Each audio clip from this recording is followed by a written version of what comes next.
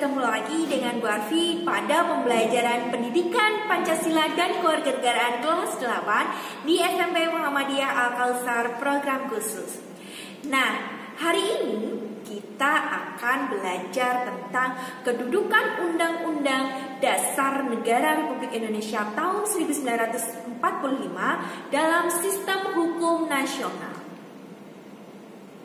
Nah, perundang-undangan di Indonesia dibuat sesuai dengan kebutuhan dan cakupan hukumnya masing-masing, tidak bertentangan dengan Undang-Undang Dasar 1945 dan tetap bersumber pada Pancasila. Konstitusi di Indonesia, kalian ingat, konstitusi di Indonesia adalah Undang-Undang Dasar 1945. Nah, menjadikan Undang-Undang Dasar 1945 ini menjadi hukum yang tertinggi dan pedoman pembentukan hukum yang berada di bawahnya. Jika undang-undang bertentangan dengan Undang-Undang Dasar 1945, maka dilakukan pengujian oleh Mahkamah Konstitusi.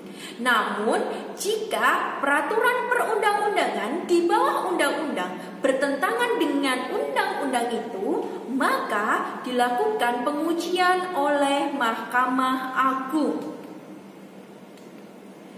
Nah, ini adalah hierarki atau tata urutan perundang-undangan berdasarkan Undang-Undang Nomor 12 Tahun 2011. Undang-undang yang tertinggi adalah Undang-Undang Dasar 1945. Kemudian ketetapan MPR. Yang ketiga, Undang-Undang atau Perpu. Yang keempat, peraturan pemerintah. Yang kelima, peraturan presiden.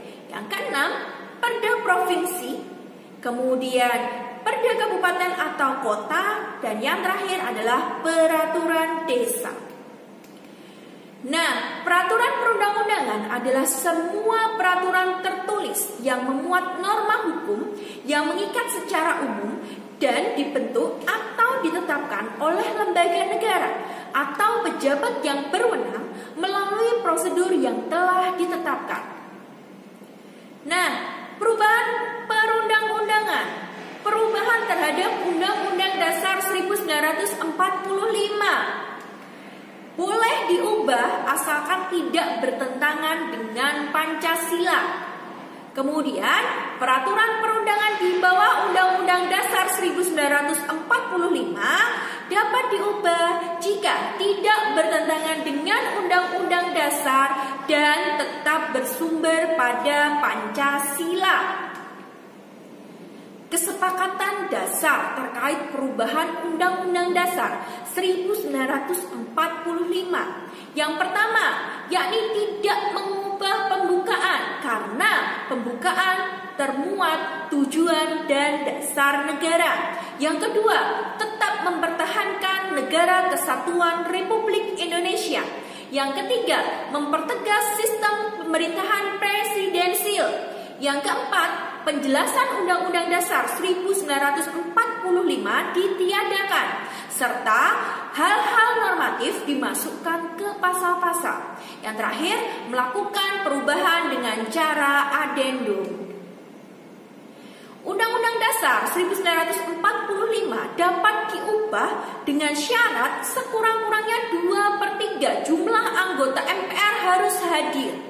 Dan keputusan diambil atas persetujuan sekurang-kurangnya 2/3 dari jumlah yang hadir.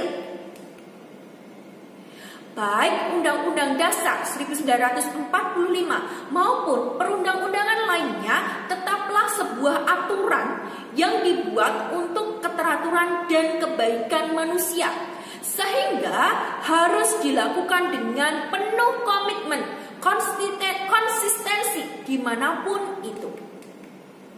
Nah, konsistensi untuk melaksanakan Undang-Undang Dasar di mana saja?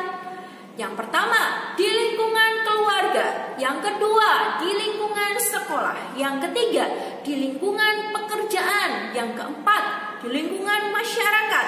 Yang kelima, di lingkungan global. Yang keenam, di lingkungan internet. Nah, bagaimana caranya, Bu? Yang pertama, dengan mengakui dan mengamalkan isi dari Undang-Undang Dasar 1945. Yang kedua, berpartisipasi dalam perkembangan negara. Kemudian yang ketiga, berjuang untuk hak dan menuntaskan kewajiban. Yang keempat, mengikuti, menghormati keputusan dan aturan pemerintah. Kemudian, harus menjaga persatuan dan hubungan baik antar warga negara. Dan juga harus menjaga nama baik dan senantiasa mengharumkan nama negara. Catatan penting, mengakui dan mengamalkan Pancasila, Undang-Undang Dasar 1945, serta perundang-undangan lainnya adalah tanggung jawab semua orang yang menjadi warga negara Indonesia. Jadi kalian semua, Bu Arfi harapkan bisa mengamalkan itu dimanapun kalian berada. Nah, terima kasih anak-anakku semua. Itu adalah sedikit materi yang Bu Arfi sampaikan hari ini. Semoga bermanfaat bagi kalian. Tetap jaga kesehatan, tetap berfastabiqul khairat. Bu Arfi akhiri. Wassalamualaikum warahmatullahi wabarakatuh.